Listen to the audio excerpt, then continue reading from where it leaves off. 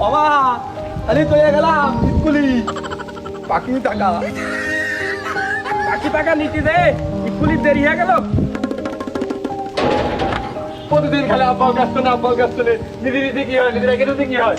কোন দোকান আছে তার ঠিক নেই বাকি টাকা নেবো বাকি টাকা কিলে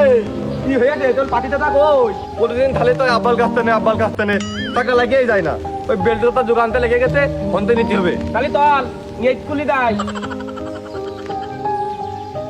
এই ওইটা আব্বা তুই দালা আমি বাকি টাকা নিয়ে আসি ধানেরও কি কালার